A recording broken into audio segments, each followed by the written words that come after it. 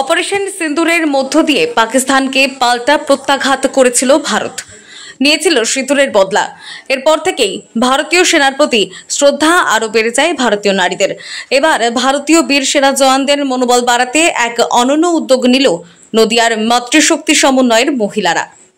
নদিয়া দক্ষিণ সাংগঠনিক এই জেলার পক্ষ থেকে মাতৃশক্তি সমন্বয় সমিতির পক্ষ থেকে আমরা গেদে বর্ডারে এখানে বিএসএফের যারা কর্মরত অফিসার আছে, সেনা আছে, ওনাদেরকে আজকে অভিনন্দন, ধন্যবাদ, শুভেচ্ছা এবং আগামী দিন ওনাদের মনোবলকে আরও দৃঢ়তা ঊর্ধ্বে নিয়ে যাওয়ার জন্য আমরা তাদেরকে অভিনন্দন জানাতে এসেছি।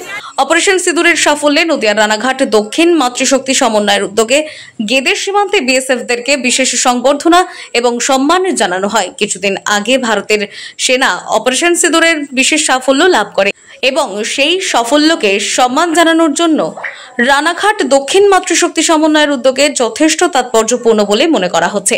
এই অনুষ্ঠানকে বিএসএফ এর আধিকারিক থেকে শুরু করে সেনারা উপস্থিত ছিল, তাদের বিশেষ সম্মান জানানো হয়। এদিন উপস্থিত ছিল মাতৃশক্তি সমন্বয়ের বিভিন্ন এলাকার মহিলারা। পাশাপাশি সমস্ত অনুষ্ঠানটাই পরিচালনা করে মহিলারা এবং তাদের উপস্থিতি ছিল যথেষ্ট চোখে পড়ার মতো।